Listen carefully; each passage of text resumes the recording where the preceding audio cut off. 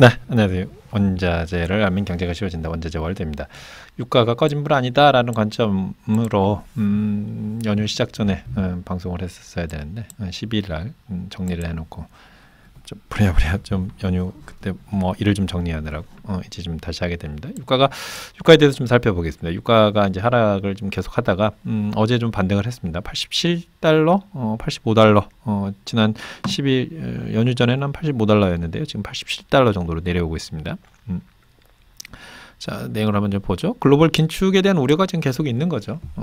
뭐 이번에 국제 에너지 기구에서도 수요 전망을 조금 낮췄던데요. 또 다른 이제 또 펀더멘탈 2에는 이제 좀 정치적인 변수가 있습니다. 러시아 원유로 수출을 아예 닫아버리겠다라고 하는 미국과 유럽의 정책들, 그리고 아예 가격을 제한해버리겠다라고 하는 것 포인트들이 작동을 하고 있습니다. 그래서 유가가 이제 85달러로 이제 하락을 했는데요. 일시적으로 이런 포인트들이 작동을 하면서 또 어떤 가격 제한, 가격 실링을 정할 거야. 천연가스도 유가도 그 가격 상한을 정해버릴 거야. 그리고 전기값도 에너지 가격하고 상관없이 연동시키지 않을 거야. 그래서 전기값 낮출 거야라고 하는 유럽의 노력들, 이런 포인트들이 지금 이제 반영을 해서 유가가 좀 계속 내려오고 있습니다. 자, 그러니까 우리 좀 지난번에도 흐름을 봤다시피 이렇게 하고 지금 이렇게 내려오고 있습니다. 85달러. 우리가 이제 중기적인 펀더멘털 가격으로 보고 있고요. 뭐 120에서 장기적으로는 60달러 이렇게 보고 있습니다. 중장기적으로는 85달러를 기점으로 65달러까지도 내년 이후에 가능성을 보고 있습니다.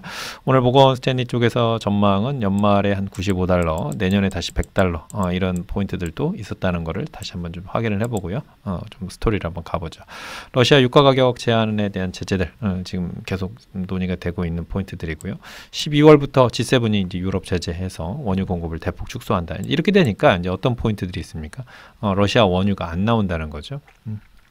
그래서 이제 공급 제한으로 인해서 올 겨울에 유가가 굉장히 많이 강하게 올라갈 수 있다라고 하는 포인트들을 미국의 자넷 장관도 이제 언급을 했었습니다.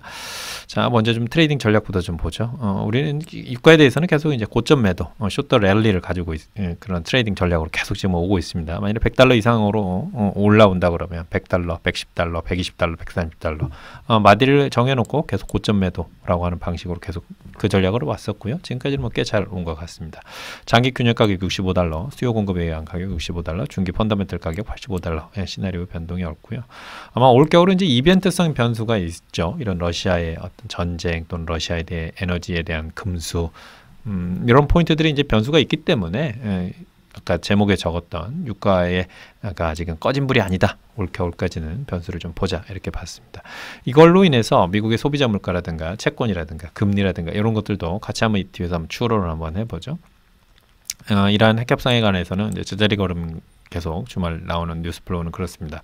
영국하고 독일, 프랑스가 11일 지난 일요일 날에 이란 핵협상에 대해서 우리는 의구심이 있다. 진전이 없다는 얘기입니다. 그리고 이스라엘 쪽에서는 11월 미국 중간선거 전까지 이란 핵협상은 없을 것이다 라는 얘기를 했었고요. 뭐 바이든 대통령도 이스라엘에게는 좀 껄끄럽죠. 이란이 뭐 핵을 갖는 그런 일은 다시는 없을 것이다. 이런 포인트들도 계속 얘기되고 있는데 이란 핵협상은 크게 진전은 안 되고 있는 것 같고요. 사우디는 좀 감산 쪽으로 지금 얘기가 나오고 있습니다.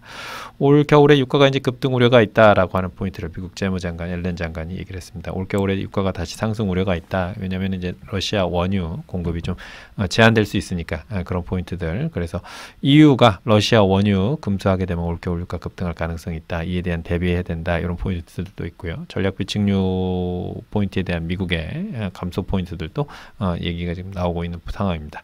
어쨌든 유가를 11월 8일까지는 어느 정도 안정되게 유지를 좀 하려고 하는 게 미국의 기본 스탠스가 아닐까 이런 관점 가져가 봅니다. 자, 우리가 이제 한번 추론을 적당하게 합리적인 추론을 한번 해보죠. 미국의 중앙은행의 긴축은 지속될 거고 더 계속될 겁니다. 뭐 이번에 어제 나온 소비자 물가 쇼크에서도 보듯이 긴축 쇼크는 조금 더 이어질 거고요. 수요 억제가 조금 더 나타나야지 될 겁니다. 그렇기 때문에 미국의 긴축은 지속이 되겠죠. 근데 만일에 지금 자넷 장관이 우려하는 대로 러시아 문제로 인해서 유가가 다시 100달러 이상으로 간다. 그런 상황이 온다 그러면 올겨울은 그렇게 좀 따뜻하기는 어렵겠죠. 뭐 전형적으로 긴축은 금융 긴축은 계속되는데 경기도 어렵다는 얘기잖아요. 유가가 이렇게 올라간다는 얘기는 그 말은 연준도 더 긴축해야 된다는 얘기잖아요. 그렇다는 얘기는 위험 자산들은 위험하다, 진짜 위험한 그런 상황이 계속 이어지겠죠. 연준의 전쟁도 그렇게 편하지는 않겠죠.